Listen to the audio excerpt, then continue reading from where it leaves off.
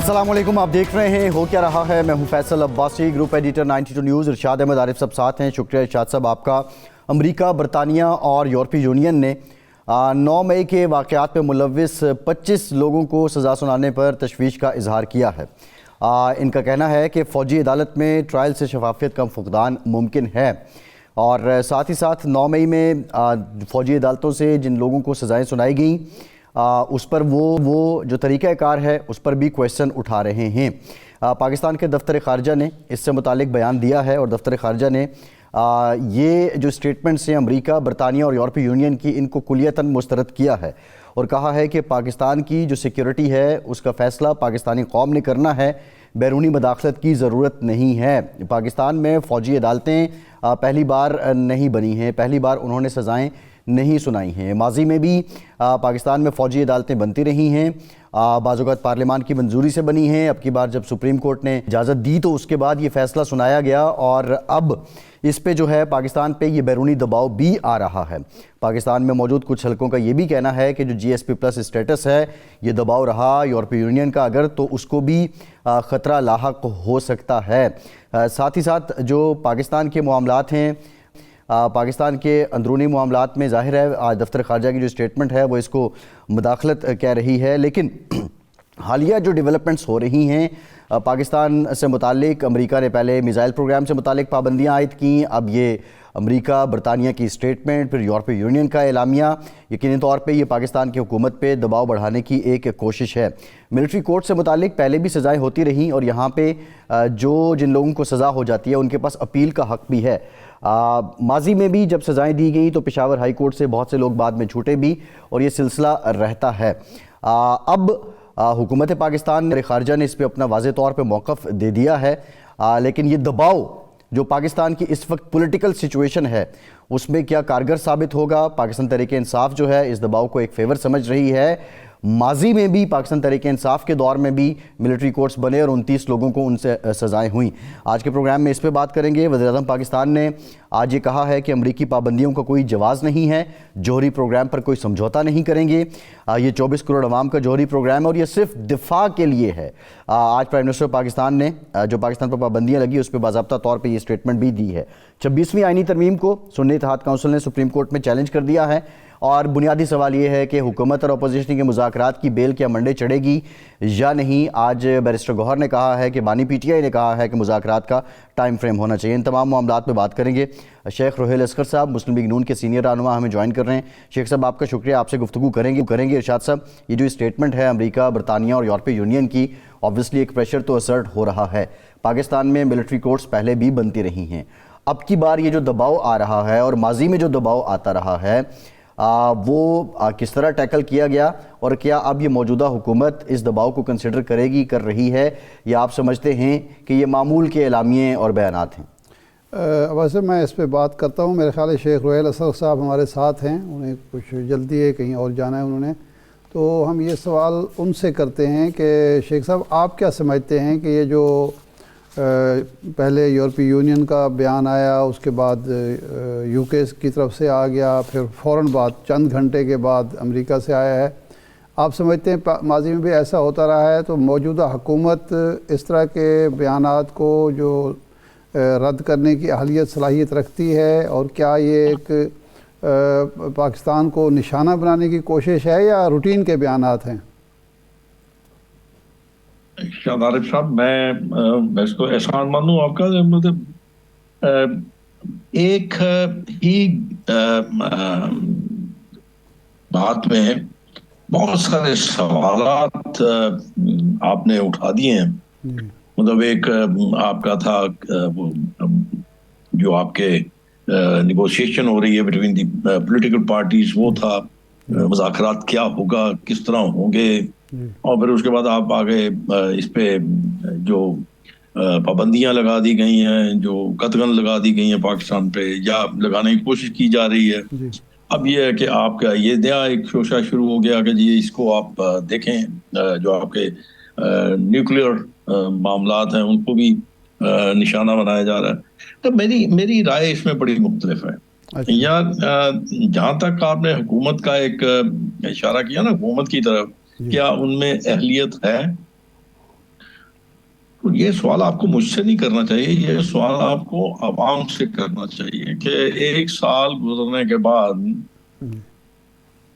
کتنی اہلیت تھی کہ آپ نے عوام کے مسائل کو، عوام کی تکلیفوں کو، عوام کے دکھوں کو، ان کا مداوع اگر آپ نے کر لیا تو آپ آگے بھی کر جائیں گے. ایک بات تو یہ آپ کو میں عرض کر دوں. شیخ صاحب، ایک تو یہ مسلم لیگ نون آپ کی جماعت ہے، دوسرا آپ عوامی آدمی ہیں، یہ بہتر تو عکاسی آپ کر سکتے ہیں، بہتر نمائندگی آپ کر سکتے ہیں. تو آپ بتائیے کتنی کامیاب رہی حکومت؟ میرے خیال میں شاید آپ آپس میں گفتگو کر رہے تھے، میری بات آپ نے سنی نہیں ہے.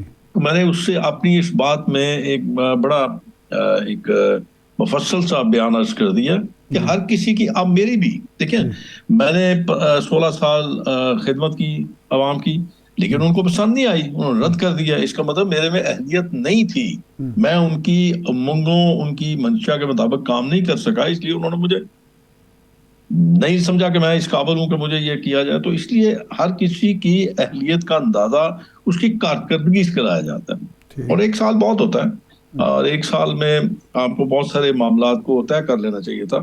اب ایک بنیادی بات کی طرف آپ، وہ میں بعد میں کروں گا، آپ ایک مذاکرات کی بات کر لیجئے. مذاکرات، ذرا ایک بات ذہن میں رکھیں، ان مذاکرات میں کون شامل ہے؟ کیا شہباز شریف شامل ہے اس میں؟ کیا عمران شامل ہے اس میں؟ کیا فضل الرحمان صاحب شامل ہے اس میں مذاکرات میں؟ کیا آصف زرداری شامل ہے؟ نہیں ہے. کمیٹی بنا دی گئی، اور جس کام کو نہیں کرنا ہوتا نا اس کو کمیٹی بنا دیتے ہیں. چلیے کمیٹی کھیلتے رہتے ہیں، اور اس کا نتیجہ کیا نکلے گا؟ کچھ بھی نہیں. جب آپ بات کریں گے پھر کہیں گے جی ہم اپنی مرضی قیادت سے پوچھ لیں. وہ اپنی قیادت سے پوچھیں گے، آپ اپنی قیادت سے پوچھیں گے. اور سب سے بڑی بات یہ ہوتی ہے کہ آپ نے اگر کوئی مذاکرات کرنے ہیں تو اس کا ایجنڈا طے ہوتا ہے. پہلے آپ ایجنڈا طے کر لیجئے کہ آپ نے کس ایجنڈے پہ کام کریں گے. اس کی مختصر سی بات میں آپ کو بتا دوں، کیا اس ایجنڈے میں شامل ہے کہ جو پاکستان پہ پریشر ڈالا جا رہا ہے اس کو آپ نے کیسے سامنا کرنا ہے؟ ایک بات. دوسرا، کیا آپ نے اس ملک میں بڑھتی مہنگائی کو کیسے روکنا ہے؟ ایجنڈا کا دوسرا حصہ. تیسرا، کیا آپ نے عوام کی فلاح کے لیے کیسے کام کرنا ہے، مل کے کام کرنا ہے اور مل کے ان کی فلاح کرنی ہے. یہ تیسرا شق آپ کی ایجنڈے کی. چوتھا، کیا آپ یہ سمجھتے ہیں کہ پاکستان میں جو بجلی کے بل، گیس کے بل اور جو آپ کے یوٹیلیٹیز بل ہیں ان پہ آپ نے کیسے قابو پانا ہے؟ یہ ایجنڈے کا چوتھا حصہ. پانچواں حصہ، آپ نے اس ملک کی معیشت کو کیسے درست کرنا ہے. یہ بڑا اہم ایجنڈے کا حصہ ہونا چاہیے. چھٹا حصہ آپ کا یہ ہونا چاہیے کہ آپ نے اس ملک کو کیسے مضبوط کرنا ہے، آپ نے دہشت گردوں سے کیسے نجات حاصل کرنی ہے. یہ آپ کے ایجنڈے کے نکات ہونا چاہیے. اب میں بہت ساری باتیں بھول گیا ہوں گا اور نہیں یاد نہیں ہوگی مجھے، عمر کا تقاضا ہے. وہ تو شیخ صاحب پہلے تو معاملہ یہ تھا کہ حکومت اور اپوزیشن کے بیٹھنے میں بہت مسائل تھے. اب وہ خدا کر کے بیٹھے ہیں. 2 تاریخ کو اپوزیشن نے اپنا چارٹر آف ڈیمانڈ پیش کرنا ہے. تو یہ جو پیش رفت ہو رہی ہے اس کو تو خوشائند قرار دیا جا سکتا ہے. کم از کم بیٹھ تو گئے جو ایک دوسرے کو سامنا نہیں کرتے تھے. آپ نے دیکھیں، میں آپ کو جب بھی آپ کو چیز سن کرتے ہیں پہلے آپ اس کا دیکھتے ہیں کہ ایجنڈا کون سا ہے، کیا اس میں ایجنڈے میں ہے کیا. اگر اس میں تو حکومت پاکستان سپریم کورٹ تو نہیں ہے، اس کے پاس جوڈیشل پاور تو نہیں ہے. مطلب یہ بڑی سمجھنے کی بات ہے. آپ کے خیال میں جو شیخ رشید صاحب کہہ رہے ہیں کہ اس مذاکرات سے کچھ نہیں نکلنا، بس یہ وقت گزاری ہے، تو آپ بھی یہی سمجھتے ہیں کہ یہ وقت گزاری ہے؟ کیونکہ مذاکرات جو ہیں آصف زرداری، عمران خان، نواز شریف اور زرداری صاحب کو بیٹھ کے کرنے چاہیے تو پھر ہی کوئی نتیجہ. اس میں ایک اور ارشاد، میں ایک، اگر میں غلط نہیں کہہ رہا، ارشاد عارف ہی بول رہے ہیں نا؟ جی بالکل. اچھا ارشاد، میں ایک بات آپ سے عرض کرتا ہوں کہ دیکھیں، اگر تو فرض کیجئے آپ یہ کہتے ہیں کہ آپ نے 9 مئی کو طے کرنا ہے. 9 مئی کا جو واقعہ ہوا تھا اس کے افیکٹڈ کون ہے؟ کن کن تنصیبات کو اڑایا گیا، کن کن تنصیبات کو نقصان پہنچایا گیا، کن کو شبتاج کیا گیا؟ کیا آپ نے ان سے یہ مینڈیٹ لے لیا؟ یہ بڑی عجیب سی بات ہے نا کہ دیکھیں، کسی شخص کا کوئی چاہنے والا قتل ہو جاتا ہے یا اس کا خون کر دیا جاتا ہے، تو آپ اس خون کے جو لواحقین ہیں آپ ان کے ساتھ ہی تو بات چیت کریں گے نا. جو بھی آپ نے کرنا ہے، صلح کرنی ہے، آپ نے دیت دینی ہے، جو بھی کرنا ہے آپ نے ان کے لواحقین کے ساتھ کرنا ہے، آپ نے محلے والوں کے ساتھ نہیں کرنا. تو اس لیے اگر آپ نے 9 مئی کا ایجنڈے میں ہے تو آپ پہلے یہ دیکھیے کہ کیا آیا آپ نے وہ مینڈیٹ آپ کے پاس ہے کہ آپ اس معاملے پہ بات کر سکتے ہیں. تو یہ چیزیں میں آپ کو اس لیے کہہ رہا ہوں کہ یہ حقائق ہیں، یہ نہیں، گراؤنڈ ریئلٹیز ہیں۔ شیخ صاحب حکومت جو ہے، یہ جو قومی تنصیبات ہیں ان کی محافظ بھی حکومت ہے، ان کے معاملات بھی حکومت نے طے کرنے ہیں، تو حکومت جب مذاکرات کر رہی ہے، نائب وزیر اعظم اور ملک کے وزیر خارجہ جو ہیں وہ اس سرکاری کمیٹی کو لیڈ کر رہے ہیں، تو ظاہر ہے ان کے پاس مینڈیٹ موجود ہے، آئینی بھی قانونی بھی۔ نہیں، میں نہیں سمجھتا، اچھا، میں بالکل اس بات کو میں بالکل نہیں سمجھتا۔ 3 دن پہلے تو اسی جو لوگ افیکٹی تھے، جن کی تنصیبات کو نقصان پہنچایا گیا، جن کو سبوتاژ کیا گیا، انہوں نے تو اپنی ملٹری کورٹس میں ان کو سزائیں دی ہیں، لوگوں کو روک لیتے۔ آپ کہتے جی زیادہ رک جائیے، آپ میں اتنی ہمت تھی تو آپ روک لیتے ان کو کہتے ہیں رک جائیے جی، ہمارا معاملات طے ہو رہے ہیں، ہماری کمیٹی بن رہی ہے، ہمارے آپس میں اس میں مذاکرات جاری ہونے والے ہیں، تو آپ تھوڑی دیر توقف کیجئے۔ نہیں، لیکن شیخ صاحب جو مستحق ہیں، جنہوں نے کوئی جرم کیا ہے، ان کو تو سزا ملے گی، اس پر تو سوال نہیں ہو سکتا کہ جی جو ملٹری کورٹ ہی صحیح، اس میں جو مقدمہ چل رہا ہے اس کو اس لیے روک دیا جائے کہ ہم مذاکرات کرنے والے ہیں۔ جناب میں یہی تو آپ سے کر رہا ہوں، سمجھنے کی کوشش کر لیجیے، اب تھوڑی سی بات میری کو سمجھ جائیں گے تو میرے لیے بہتر ہو جائے گا، یا میں آپ سے سمجھ جاؤں گا، کچھ سمجھ کے چلا جاؤں گا یہاں سے آپ سے۔ ٹھیک، شیخ صاحب یہ بتائیں کہ اب یہ ساری سچویشن ہے، نواز شریف صاحب اس ساری صورتحال میں، حکومت بھی مسلم لیگ نون کی ہے، وہ خاموش ہیں، نہ کوئی عوامی رابطہ مہم ہے، نہ کوئی میڈیا ٹاک ہے، نہ وہ پبلک سے مخاطب ہوتے ہیں، ان کی خاموشی کی وجہ کیا ہے، اور یہ خاموشی کیا ان کو پولیٹیکلی فائدہ دے رہی ہے؟ میں نے سنا ہے، پڑھا بھی ہے، سنا بھی ہے کہ جو بڑے عقل مند اور ذہین اور ذہین لوگ ہوتے ہیں وہ خاموش رہتے ہیں، وہ بولتے کم ہیں، کم بولنے والا شخص جو ہے بہت عقل مند ہوتا ہے، شاید وہ اسی اصولوں پہ کاربند ہے۔ میں تو نہیں سمجھ سکتا، میں اس خاموشی کے راز کو نہیں سمجھ پایا جی۔ پہلے جب وہ بولتے تھے تو وہ عقل مندی کی وہ سطح نہیں تھی جو اب ان کو ماشاءاللہ میسر ہے۔ اچھا یہ فرمائیں کہ ایک یہ نہ بولنا اور یہ نہ ملنے والی بات ہے، خرم دستگیر صاحب وفاقی وزیر دفاع رہے، وزیر تجارت رہے اور کئی اہم پوسٹوں پر رہے، انہوں نے ایک انٹرویو میں کہا کہ جی میں 1 سال سے کوشش کر رہا ہوں، پیغام دے رہا ہوں، میاں صاحب مجھ سے ملتے ہی نہیں ہیں۔ تو آپ نے بھی کوئی ایسی کوشش کی ملنے کی الیکشن کے بعد، الیکشن سے پہلے، اور انہوں نے کوئی وقت دیا آپ کو؟ آپ نے انٹرو میں یہ کہا تھا کہ سینئر رہنما نہ کھا کریں، سینئر سٹیزن کہہ دیا کریں تو مجھے زیادہ اچھا لگے گا۔ میں کوئی ایسا دروازہ سوائے اپنے اللہ کے، میں کوئی ایسا دروازہ نہیں کھٹکھٹاتا جہاں سے مجھے یہ ہو کہ یہاں سے مجھے انکار ہوگا۔ اچھا، میں فقیر آدمی ہوں یار، میں اپنے حال میں مست رہتا ہوں، میرے نام کو بھی جانتے ہیں، میرے کام کو بھی جانتے ہیں، جس دن میری ضرورت ہوگی، کیونکہ ابھی میری ضرورت نہیں ہے نا۔ دستگیر صاحب تو بادشاہ آدمی ہے یار، میں عرض کر رہا ہوں کہ میری جس دن ضرورت ہوگی تو مجھے یاد کرنے کی ضرورت نہیں پڑے گی، مجھے خود بہت یاد کر لیا کرے گا، کیونکہ اب میں کوئی جیتا ہوا آدمی تو نہیں ہوں، میرے ووٹ کی ضرورت نہیں ہے، میرا ووٹ نہیں ہے، میری سپورٹ نہیں ہے، میں کوئی ان کے لیے کوئی ایسا کارنامہ انجام نہیں دے سکتا، میں ان کو ان گڑھوں سے باہر نہیں نکال سکتا، تو یہ ان کی اپنی سوچ ہے۔ میں روہیل صاحب آپ کی سیاست ہے جی، ہاں، جو عباس صاحب جس طرح کہہ رہے ہیں کہ آپ کی ایک سیاست ہے، آپ کا ایک حلقہ ہے، آپ کا ایک اثر رسوخ ہے، آپ کی پارٹی کے لیے خدمات ہیں، تو جب تک آپ M N A M P A نہ ہوں اس وقت تک قیادت کو آپ کی ضرورت نہیں ہوتی۔ یہ روایت ہے یار، یہ سچ ہے، یہ حقیقت ہے اور یہ سچ ہے، اس سچ کو آپ کو ماننا پڑے گا کہ سیاست صرف جیتے ہوئے لوگوں کی ہوتی ہے، کیونکہ ان کے ووٹ کی ضرورت ہوتی ہے نا۔ دیکھیں میرے مقابلے میں جو شخص جیتا تھا اس کے ووٹ کی ضرورت تھی، انہوں نے آپس میں شامل کر لیا، ایاک نعبد و ایاک نستعین۔ تو اس لیے میں یہ کہتا ہوں کہ میں آخری شخص ہوں گا جو اس بارے میں یہ کہوں گا کہ دیکھیں مجھے جانتے ہیں، وہ آج سے نہیں جانتے ہیں، عرصہ دراز سے جانتے ہیں، ایک شہر کے رہنے والے ہیں، میرا بچپن، میری جوانی، میرا بڑھاپا یہاں پہ گزر رہا ہے، جب ضرورت ہوگی یاد کر لیا جائے گا تو ٹھیک ہے، دیکھوں گا۔ لیکن یہ جو پنجاب کی وزیر اعلیٰ ہیں محترمہ مریم نواز صاحبہ، ان کے بارے میں ان کے ایم پی ایز جو خاص طور پر یہ شکایت کرتے ہیں کہ وہ بھی ہمیں ملنا پسند نہیں کرتی، تو ان کی تو ضرورت ہے یا ان کی بھی اب ضرورت نہیں رہی ہے ایم پی ایز کی بھی؟ کہ جہاں پہ میں ایک پہلی بات تو آپ کو عرض کر دوں، جہاں پہ شخصی جماعتیں ہوتی ہیں وہاں پہ واقعی کوئی ضرورت نہیں، اچھا کیونکہ آپ ایک شخصیت کے گرد گھومتے ہیں، آپ کو اس شخص کی ضرورت ہے، اس کو آپ کی ضرورت نہیں ہے۔ ٹھیک، ووٹ لینا تھا لے لیا، گنتی کرنی تھی کر لی، اگلا آپ نے الیکشن لڑنا ہے، آپ ناراض نہیں کر سکتے، آپ کیسے ناراض کر سکتے ہیں؟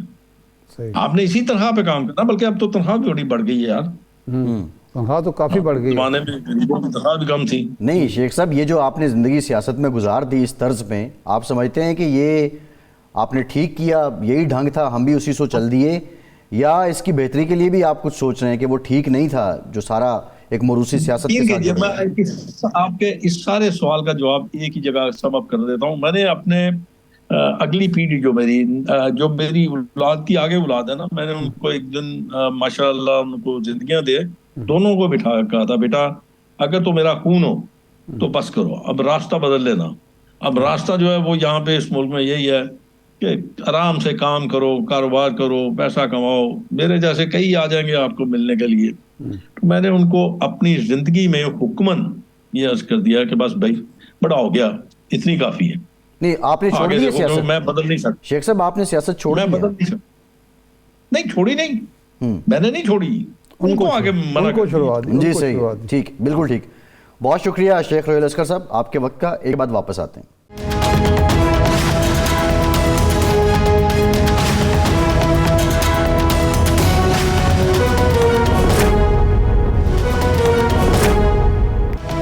بریک کے بعد ایک بار پھر سے آپ کو خوش آمدید کہیں گے۔ ارشاد صاحب، دفتر خارجہ نے سٹیٹمنٹ دے دی ہے کہ پاکستان کی جو سیکیورٹی کے فیصلے ہیں وہ پاکستانی قوم کرے گی، کسی بیرونی مداخلت کی ضرورت نہیں ہے۔ یہ جو امریکہ، برطانیہ اور سرپرائزنگلی جو بائیڈن حکومت جاتے جاتے اور یورپی یونین، ان کی جو سٹیٹمنٹس آ رہی ہیں، یہ کیا پاکستان کا بازو مروڑنے کی کوشش کی جا رہی ہیں ماضی میں جس طرح ہوتا رہا، یا جس طرح ہم یہ دیکھ رہے ہیں کہ کافی زیادہ اس بات کا شور پاکستان تحریک انصاف بھی مچا رہی تھی، تو ان کی جو بات ہے وہ پہنچ رہی ہے ان تک، ان کا نیریٹو پہنچ رہا ہے اور اس پہ وہ اپنا رد عمل دے رہے ہیں؟ اب ایسے دو تین چیزیں ہیں۔ نمبر ون تو یہ ہے کہ ایک ہے پاکستان کے جو سیکیورٹی سے جڑے ہوئے معاملات اور اس میں کسی قسم کی مداخلت یا اس قسم کا دباؤ۔ پاکستان نے ہمیشہ، ہر حکومت نے، حکومت کوئی بھی تھی، خواہ فوجی تھی یا سویلین تھی، اس نے اس دباؤ کو مسترد کیا ہے اور کبھی بھی اپنی قومی مفاد پر سمجھوتا نہیں کیا۔ سال ڈیڑھ سال پہلے جب یہ معاملہ، ڈیڑھ دو سال پہلے IMF کا چل رہا تھا، تو اس وقت بھی بہت ساری چیزیں سامنے آئی تھی کہ جی یہ کر لیں، وہ کر لیں، ہم نے کہا کہ ہم نہیں کریں گے، بالکل ہے۔ ایک تو ہے یہ پہلو، اس پر تو میرا نہیں خیال کہ کسی کو بھی شک ہونا چاہیے کہ پاکستان اپنے قومی مفاد کے حوالے سے، اپنی قومی سلامتی کے حوالے سے کسی قسم کا کوئی دباؤ قبول کر سکتا ہے۔ پہلے بھی ہم نے نہیں کیا اور انشاءاللہ اب بھی نہیں کریں گے۔ ایک ہوتے ہیں جو معاملات سیاسی نوعیت کے ہوتے ہیں، ہم عالمی برادری کا حصہ ہیں، ہم نے کچھ عالمی قوانین کو قبول کیا ہوا ہے، انٹرنیشنل کنونشنز پہ ہم نے سائن کیے ہوئے ہیں۔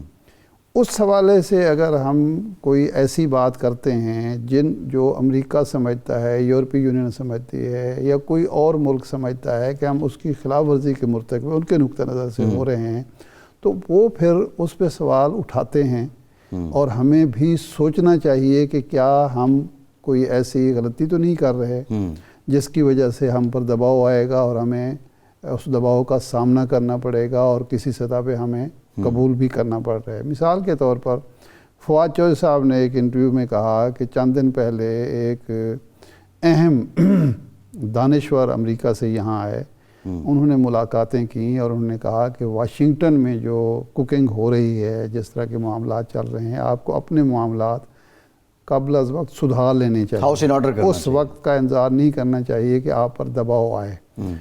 مشاہد حسین صاحب تو اگست جولائی سے یہ کہنا شروع ہو گئے تھے، اگست ستمبر سے، کہ جی ٹرمپ آ رہا ہے اور ٹرمپ آ کے جس طرح کی وہ رجیم لائے گا اس میں ہمیں بہت ساری چیزوں کا سامنا کرنا پڑے گا۔ تو اس حوالے سے ہمیں جو ہے اس کو انا کا مسئلہ نہیں بنانا چاہیے. اگر کوئی اعتراض ہوتا ہے جو ہمارے سیکیورٹی سے جڑا ہوا معاملہ نہیں ہے, ہماری سلامتی سے, نیشنل انٹرسٹ سے معاملہ جڑا نہیں ہے, پولیٹیکل معاملہ ہے, اور اس کو ہم پولیٹیکلی سالو کرنے کی اہلیت صلاحیت رکھتے ہیں, تو اس میں میرا نہیں خیال کہ اس کو کوئی بھی حکومت جو ہے کوئی بھی حکومت جو ہے وہ عالمی کنونشنز جو ہیں, قوانین جو ہیں, جو اقوام متحدہ کی یا مختلف ممالک کے اپنے قوانین کی روشنی میں اگر ہم نے ان کو طے کرنا ہے اور ہم پابند ہیں, تو پھر ہمیں سوال یہ ہے کہ فوجی عدالتوں کا معاملہ ہے. بنیادی طور پہ تو ملٹری کورٹس, اور وہ جو جواز دے رہے ہیں کہ یہاں پہ شفافیت کا فقدان ہے, طریقہ کار پہ اعتراضات ہیں. آپ کے علم میں بھی ہے, سب کے علم میں ہے کہ آئین میں مروجہ ایک طریقہ کار ہے. فوجی عدالتوں کے بعد آپ کو ویسا ہی حق ہوتا ہے جس طرح آپ ایپلیٹ کورٹس میں جا سکتے ہیں. آپ جا کے اپنی, اور ماضی میں ہوا بھی, ہائی کورٹ سے لوگ جا کے بری ہوتے رہے, فوجی عدالتوں کے فیصلے کالعدم قرار دیے گئے. یہ تو ہے اس کا ایک پہلو. دوسرا جو یہاں پہ معاملہ آ جاتا ہے کہ یہاں پہ پولیٹیکل, اب جو پاکستان تحریک انصاف بات کرتی ہے کہ آپ اس پہ جوڈیشل کمیشن بنا دیں, لیکن جو دوسری سائڈ کا موقف ہے وہ تو بڑا کلیئر ہے. وہ تو کہتے ہیں جی جو انسٹالیشنز ہیں ملٹری, ان پہ حملے کیے گئے, ہمارے جو لوگ ہیں ان کے مجسموں کو توڑا گیا, پھر جن لوگوں کی کنوکشن ہوئی, ساتھ جو ویڈیوز سامنے آئی اس ویڈیوز میں وہ سب کچھ کرتے پائے بھی گئے ہیں. پاکستان کا جو سول جسٹس سسٹم ہے اس پہ کویسچن بھی بہت سے ہیں. ماضی میں بھی فوجی عدالتیں اس لیے بنی نا کہ سویلین عدالتیں سزا نہیں دے پاتی تھیں. اب اس ساری صورتحال میں آپ نے اب یہ جو مذاکرات چل رہے ہیں, میرا سوال یہ ہے کہ اس مذاکرات کے ایجنڈے میں کیا یہ بھی ایک ایجنڈا ہونا چاہیے, اگر اپوزیشن کا چارٹر آف ڈیمانڈ ہے تو حکومت کی طرف سے بھی آنا چاہیے کہ بھائی یہ جو بیرونی دباؤ آ رہا ہے اس کے لیے اگر آپ ہی کوششیں کر رہے ہیں یا نہیں بھی کر رہے ہیں, اس کو کیسے ٹیکل کرنا ہے؟ نہیں, یہ تو لازماً ہونا چاہیے. اور یہ جو مذاکرات ہو رہے ہیں, یہ جو ہم بات کرتے ہیں, میرے جیسے لوگ یہ بات کرتے ہیں کہ ہمیں استحکام سیاسی لانا چاہیے, تو وہ ہمیں سرمن ایک خطبہ سننے کو ملتا ہے کہ نہیں جی کیا آپ سیاسی استحکام کی بات کرتے ہیں. او بھائی, سیاسی استحکام اسی لیے ضروری ہوتا ہے کہ نہ صرف آپ کی معیشت چلے, آپ کے حکومتی اور ریاستی معاملات خوش اسلوبی سے چلیں, بلکہ جو سیاسی عدم استحکام کا فائدہ کوئی ہمارا دشمن اور ہمارا کوئی دوست ہی سے ہی, امریکہ جیسا, وہ نہ اٹھا سکے. یہ اس لیے بھی اگر کمزور حکومت ہوگی, کمزور سیاسی سسٹم ہوگا, آپس میں لڑ رہے ہوں گے, تو اس کا فائدہ ہر کوئی اٹھانے کی کوشش کرے گا. تو اسی لیے تو ہم یہ بات کرتے ہیں اور یہ بات اسی لیے کی جاتی ہے. تو اگر اب مذاکرات شروع ہوئے ہیں تو کل بھی میں نے جس طرح عرض کیا تھا کہ مذاکرات ایسے ہونے چاہیے کہ اس میں سارے معاملات ایک دفعہ طے کر. بالکل صحیح ہے, بالکل ٹھیک ہے. ارشاد صاحب, فیصل چودھری صاحب نے ہمیں جوائن کیا ہے, نامور خان ہیں, پاکستان تحریک انصاف کے ساتھ وابستگی بھی ہے, ان سے بات کرتے ہیں. فیصل چودھری صاحب, شکریہ آپ کے وقت کا. ایک تو یہ مذاکرات چل رہے ہیں, لیکن پہلے یہ بتائیے کہ کل جو 190 ملین پاؤنڈ کیس کا فیصلہ آنا تھا, یہ جو مؤخر ہوا ہے, کیا یہ جو پولیٹیکل اس وقت ایک مومنٹم بلڈ ہو رہا ہے اسی وجہ سے ہوا ہے, مذاکرات کی وجہ سے ہوا ہے, یا یہ معمولی ہے, عمومی طور پہ عدالتیں جو ہیں وہ فیصلہ آگے لے جاتی ہیں؟ نہیں سر, عمومی طور پہ تو عدالتیں بالکل فیصلہ نہیں آگے لے کے جاتی, اور یہ جو معاملات ہیں ظاہر ہے یہ کوئی ایکسیپشنل سرکمسٹانسز ہوتے ہیں. اب جج صاحب نے وضاحت نہیں کی ہے کہ وہ فیصلہ کیوں نہیں دے سکے. میری نظر میں بیکاز یہ اوپن اینڈ شٹ بریت کا کیس ہے, تو جج صاحب شاید کوئی ایسی چیز نہیں ملی تو وہ کہ جسے وہ کوئی سزا دے سکیں, تو وہ دباؤ کے اندر ہیں ساری عدالتیں, تو انہوں نے لیٹ کیا تاکہ کوئی سزا کے لیے بات ڈھونڈ سکے. ورنہ تو یہ بالکل کیس جو ہے یہ نہ تو پروسیکیوشن کرمنل پروسیڈ ثابت کر سکی ہے, نہ مانیٹری گین, یعنی اگر عمران خان یا بشا بی بی نے. اچھا, وہ فیصل صاحب جو سبسٹینس ہے اس پہ آپ کو پتہ ہے سب جوڈس ہے, تو وی ہیو سم لمیٹیشنز, اس پہ تو ہم بات ابھی نہیں کر سکتے obviously. آپ وکیل ہیں یا میں وکیل ہوں؟ نہیں, وکیل آپ ہیں, لیکن ہم جہاں بیٹھے ہیں ہم بھی کوئی کوڈ آف کنڈکٹ چل رہے ہیں. ٹھیک ہے, آپ نہیں, ایسا کوئی بات نہیں ہے. نہیں فیصل صاحب, میں اس میں کیونکہ ڈیفینس لائر ہوں, اور مجھے آپ جب خاطر جمع رکھیے, میں آپ کو مشکل میں نہیں ڈالوں گا. آپ تو آلریڈی بڑی مشکل میں ہیں. آپ تو عمران خان صاحب کا نام بھی نہیں لے سکتے, ان کی تصویر بھی نہیں چلا سکتے. ہم عمران خان کے کیس کو ہی ڈسکس کر رہے ہیں, ہم نام لے رہے ہیں, لے سکتے ہیں, لیکن دوسرا ساتھ ہی میرا سوال اسی کو ملا لیجئے کہ یہ جو مؤخر ہوا ہے کیا نئی گراؤنڈز ڈھونڈنے کے لیے ہوا ہے یا ایک تلوار لٹکائے رکھنے کے لیے ہوا ہے آپ کے خیال میں؟ جی فیصل صاحب آواز آ رہی ہے؟ شاہ صاحب 6 جنوری کے لیے موقع ہوا ہے. مجھے آپ کی آواز کٹ گئی لیکن جو میں سمجھ سکوں آپ نے غالباً سوال یہ کیا ہے کہ اس کی کیا وجہ ہے کہ یہ موخر ہوا ہے. نا میرا سوال یہ ہے, میں دہرا دیتا ہوں کہ یہ مؤخر جو ہوا ہے آپ فرما رہے ہیں کہ شاید نئی گراؤنڈز ڈھونڈنے کے لیے ہوا ہے, لیکن ایک خیال یہ بھی ہے کہ یہ تلوار لٹکائے رکھنے کے لیے کہ جب تک مذاکرات چلتے ہیں اس کو تلوار کو لٹکائے رکھا جائے تاکہ بریت ہونی ہے تو نہ ہو سکے. سر وہ اپنا اگر بریت ہونی ہے یا نہ ہونی سے یہ بھی تو پھر اس بات کو ایڈمٹ کرنا ایڈمیشن ہے نا کہ پاکستان میں عدالتیں آزاد نہیں ہیں. پاکستان میں جو ہیں پھر عدالتیں دباؤ کے, وہی تو ہم کہہ رہے ہیں. ہم یہ چاہ رہے ہیں کہ جب ہم کہتے ہیں نا کہ ہمارے اس ایران کو رہا کریں تو ہمارا مقصد مطلب یہ ہوتا ہے کہ آپ ہمارے ساتھ قانون اور آئین کے مطابق سلوک کریں. یہ جو آپ تفتیشی اداروں کے اوپر اور پروسیکیوشن کے اوپر اور عدالتوں کے اوپر جو دباؤ کی کیفیت ہے یہ ہٹائیں تاکہ ہم آئین اور قانون کے مطابق ٹریٹ ہونا چاہتے ہیں. اور آئین اور قانون کے مطابق اگر ہم ٹریٹ ہو تو ہمارے کیسز کوئی بھی ایسا کیس نہیں ہے جو کہ ہفتہ سے زیادہ ٹھہر سکے. وہ دباؤ جو نادیدہ دباؤ ہے ہم اس کو ہٹانے کی بار بار جو ہے ریکویسٹ کر رہے ہیں. صحیح. اچھا یہ فرمائیں کہ آپ کی ملاقات خان صاحب سے ہوئی, کمیٹی بنی, کمیٹی کو انسٹرکشنز دی گئیں. اب اس وقت جو صورتحال ہے آپ سمجھتے ہیں کہ دو چیزیں ہیں نا, ایک سول نافرمانی کے حوالے سے وہ واپس ہو گئی ہے کال یا ابھی برقرار ہے, اور دوسرا یہ ہے کہ مذاکراتی کمیٹی جو ہے یہ جو اگلی ملاقات 2 تک لے گئے ہیں 2 جنوری تک, آپ مطمئن ہیں کہ اس دوران بہت سارے معاملات جو ہیں سی بی ایمز جو ہیں ہو پائیں گے؟ دیکھیے سر, آخری سوال کا میں پہلے جواب دیتا ہوں. آخری حصے کا بالکل ہونے چاہیے.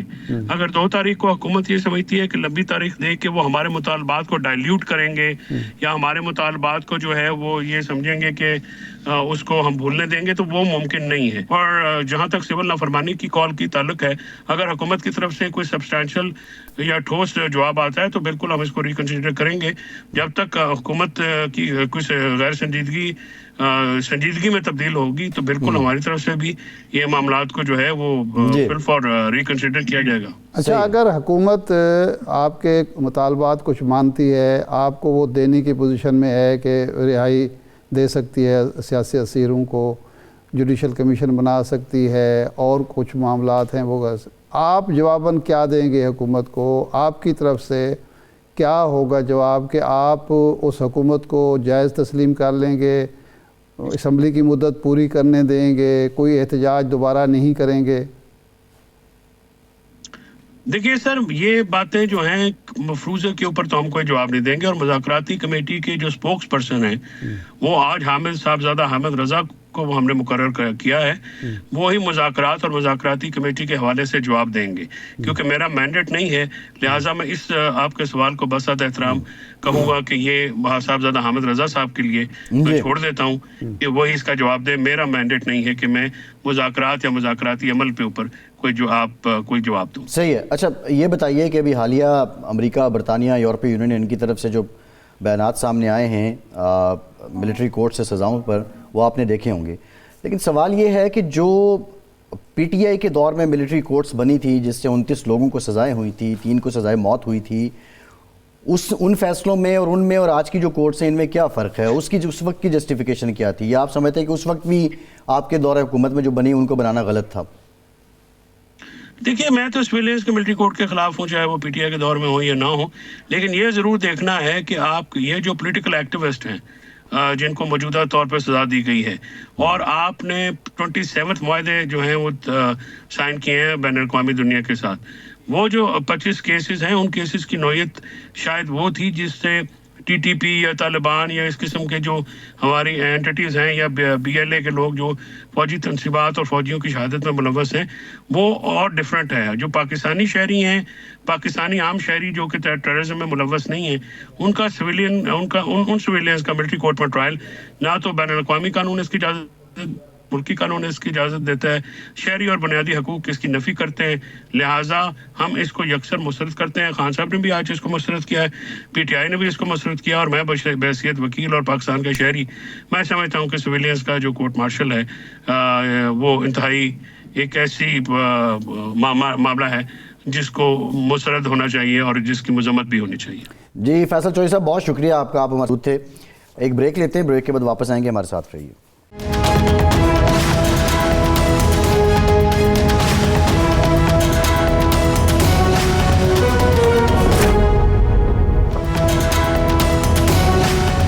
بریک کے بعد ایک بار پھر سے آپ کو خوش آمدید کہیں گے۔ ارشاد صاحب، بلاول بھٹو نے کہا ہے کہ جو انفراسٹرکچر ہیں بہت ہیوی، اور روڈ اور لنک اب اس کی ضرورت نہیں ہے۔ سب سے بڑا انفراسٹرکچر ہائی سپیڈ انٹرنیٹ ہے، اور میں نوجوانوں کے ساتھ مل کے اس کو آگے لے کر بڑھوں گا۔ اور یہ جو نئی عوامی رابطہ مہم ہے بلاول صاحب کی، کل بھی انہوں نے خطاب کیا، آج بھی، اور پھر وہ فوکس کر رہے تھے، اور وہ ایک بات انہوں نے کی کہ سب سے اچھی بات یہ ہے کہ آج جس لڑکے نے سب سے پہلے ڈگری لی وہ نوشہرہ خیبر پختونخوا سے ہے۔ بہرحال پیپلز پارٹی کا ساز تو تھا، وہ چاروں صوبوں کی جماعت رہی ہے۔ Slow and steady won the race, Bilawal صاحب اس پالیسی پہ چلے گئے، اور انہوں نے ایک بالکل organic without any support Baisakhi وہ وزیر اعظم بننا چاہ رہے ہیں۔ کیا یہ وہ اسٹریٹجی ہے، یا وہ فیز ہے کہ جس میں کچھ لوگوں کا کہنا ہے کہ ان کی کوئی ناراضی ہے تو اس میں وہ اپنے کام میں لگ گئے؟ دیکھیں، یہ کام تو انہیں بہت پہلے کرنا چاہیے تھا، جب یہ سیاست میں ان کو دھکیلا گیا تھا اس وقت تو ان کا ووٹ بھی نہیں بنا تھا غالباً، تو لیکن جب وہ بن گیا، آ گئے الیکشن لڑنے کے، تو اس وقت اہل نہیں تھے۔ شاہ صاحب دھکیلا گیا تھا کیا مطلب؟ ہاں، ایسے لگتا ہے اس لیے کہ اگر وہ خود سیاست میں اپنے زور پر، اپنے ایجنڈے کے تحت، اپنے ویژن کے تحت آتے تو زیادہ کامیاب ہوتے۔ ان پر جو بوجھ لاد دیا گیا والد صاحب کا، اور والد صاحب کی جو معاملات ہیں سیاسی، جو وہ اس کی وجہ سے ان ایک ایسا نوجوان جو فارن کوالیفائڈ ہے، خوب روح ہے، بینظیر بھٹو کا صاحبزادہ ہے، ذوالفقار علی بھٹو کا نواسہ ہے۔ یہ سوال ہے، بینظیر بھٹو بائی ول آئی تھی سیاست میں یا وہ بھی لائی گئی تھی؟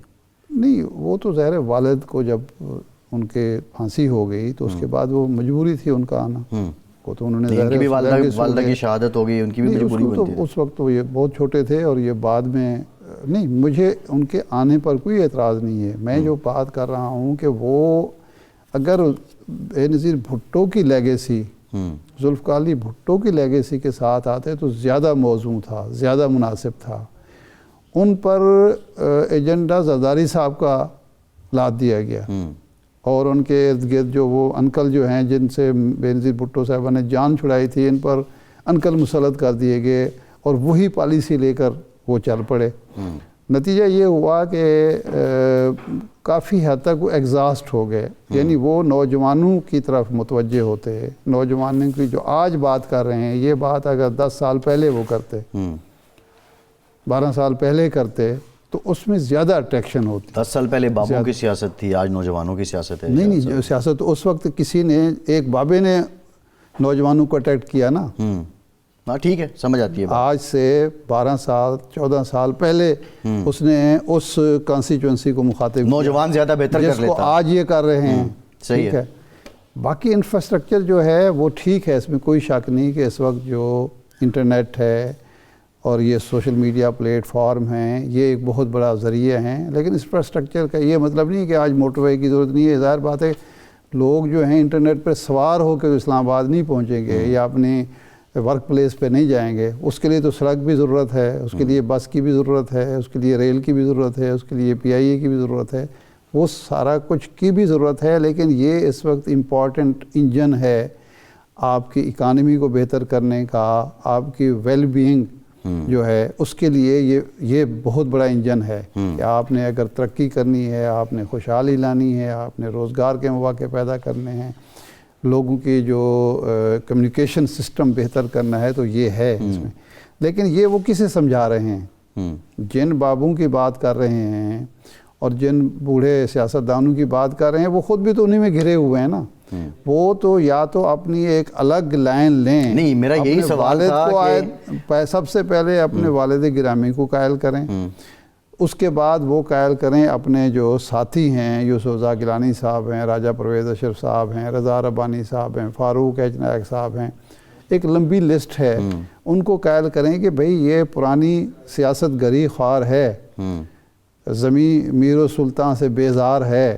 وہ ان کو کوئی یہ شعر علامہ اقبال کا سنا ہے کہ جی یہ بات کرنے کی ہے کہ بھئی اب یہ پرانی سیاست جوڑ توڑ، سازش اور کسی کے کندھوں پر سوار ہو کے اقتدار میں آنا یہ لوگ پسند نہیں کرتے. مریم نواز صاحبہ نے یہ کوشش کی تھی کہ انہوں نے آ کے کچھ اپنی پارٹی میں یہ کوشش کی کہ کچھ نوجوان لوگوں کو لایا جائے. ویسے تو کیبنٹ میں انہوں نے موسٹلی نوجوان لوگ ہی رکھے ہیں پنجاب کی، لیکن وہ ایسے نوجوان ہیں اور وہ اتنے متحرک نوجوان ہیں کہ ان کی کیبنٹ کا آج تک کیبنٹ کے نام ہی کسی کو نہیں معلوم. یہ اتنے متحرک ہیں، وہ اتنے متحرک ہیں ماشاءاللہ. انہوں نے بھائی نوجوان سے مراد عمر نہیں ہوتی، نوجوان سے مراد یہ ہے کہ جو نوجوان جذبے رکھتے ہوں، جن کے ہاں عمر کا بڑا کردار ہے اس میں. ویسے نہیں کردار ہے تو یہ کہاں ہیں سارے نوجوان؟ ٹھیک ہے، وہ بھی بابا ہی ہم نے جب لسٹ دیکھی کیبنٹ کی تو ہم تو خوش ہوئے کہ فورن کوالیفائڈ بہت زیادہ نوجوان لوگ آ رہے ہیں.